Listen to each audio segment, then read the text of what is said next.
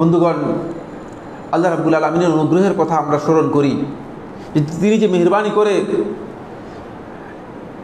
সবাই যারা আক্রান্ত হয়েছে সবাই যে মারা যায়নি, যে সবাইকে ধ্বংস করে দেননি, এটা আল্লাহ তাআলার সবচেয়ে বড় অনুগ্রহ। এই অনুগ্রহের কথা আমরা স্মরণ করি। 2 নম্বর যে বিষয়টি দৃষ্টি আকর্ষণ করব আজকের আলোচনার আগে, সেটি হচ্ছে সম্মানিত হাজিরিন, চেষ্টা করবেন যথাসম্ভব আল ওয়াকায়া, হেফাজত, নিজেকে সংরক্ষণ করার জন্য, নিজেকে সুরক্ষা করার জন্য চেষ্টা করা। সতর্কতা ইসলাম অনুমোদন দেয়, এটা ভুল বক্তব্য যে সতর্কতার প্রয়োজন নেই। তাকদীরের মাসআলার সাথে এটা সাংঘর্ষিক না, বুঝতে পেরেছেন? তাওয়াক্কুলের সাথে এটা সাংঘর্ষিক না, বরং তাওয়াক্কুলের সাথে সাংঘর্ষিক হচ্ছে দুনিয়ার যে আসবাব আছে, এই আসবাবকে অস্বীকার করে এই যে বিভিন্ন উপায় উপকরণ আছে এগুলোকে বাদ দিয়ে শুধুমাত্র বলে আল্লাহর উপর তাওয়াক্কুল করলাম, এটা হচ্ছে তাওয়াক্কুলের পরিপন্থী।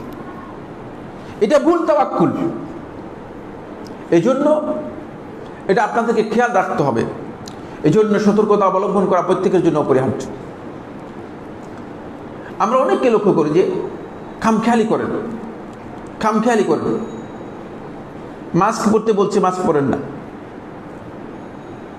তিনি হয়তো মনে করেছেন যে মাস্ক পরতে বলা হয়েছে এটা সতর্কতার জন্য, এতে মাস্ক পরলে যে তিনি বেঁচে যাবেন, মাস্ক পরার পরে যে তিনি মৃত্যু হবে না, এ কথা বলে দেয় কেউ দুনিয়ার। এটা বিশ্বাস করা কুফরি, এটা দুনিয়ার কেউ বলতে পারবে না। কারণ যার করোনা হয়নি এরকম লোক তো মারা যাচ্ছে না? প্রতিদিন করোনা ছাড়া হাজার লোক মারা যাচ্ছে, লক্ষ লক্ষ লোক মারা যাচ্ছে। মৃত্যু তো স্বাভাবিক বিষয়। গতকালের একটা ঘটনা আপনারা নিশ্চয়ই জেনেছেন যে বজ্রপাত হয়ে 17 থেকে 18 জন লোক একসাথে মারা গিয়েছে। সুবহানাল্লাহ। দেখেন আল্লাহ রাব্বুল আলামিন আল্লাহর বান্দাদেরকে সতর্ক করতেছেন, কঠিন সতর্ক করতেছেন, কিন্তু আমরা সতর্ক হচ্ছি না।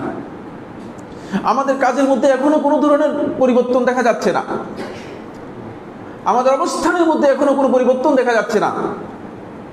এই জন্য বলতেছিলাম যে সতর্কতা আপনাদেরকে অবলম্বন করতে হবে, আরেকজনকে প্রোটেক্ট করার জন্য, আরেকজনের যাতে ক্ষতি না হয়, তাহলে আপনাকে কি করতে হবে?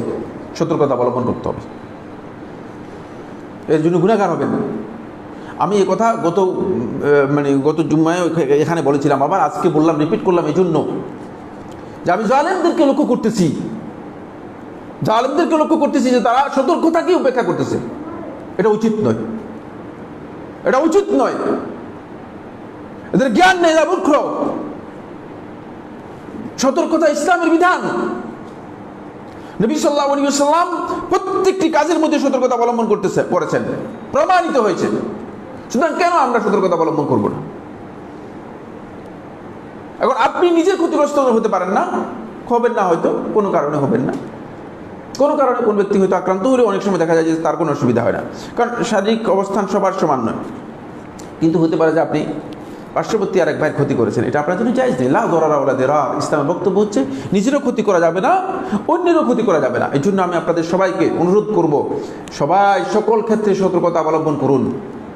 বন্ধুগণ, সবাই সকল ক্ষেত্রে স্বাস্থ্যবিধি অনুযায়ী যেই ইনস্ট্রাকশন দেওয়া আছে আন্তর্জাতিক হেলথ অর্গানাইজেশনের পক্ষ থেকে, সেগুলোকে আপনারা গুরুত্ব দিন। এই আমাদের এদেশের মানুষ শৃঙ্খলা জিনিসটাকেই গুরুত্ব দেয় না, এটা সবচেয়ে দুর্ভাগ্যের বিষয়। শৃঙ্খলার কথা যখন বলা হয় তখন বিভিন্ন ধরনের অনেকটা দেখা যায় যে বিদ্রুপাত্মক চেতনা তাদের মধ্যে কাজ করে। তার কারণ হচ্ছে তারা শৃঙ্খলার উপর নিজেদেরকে কি করতে পারে নাই, প্রতিষ্ঠিত করতে পারেনি।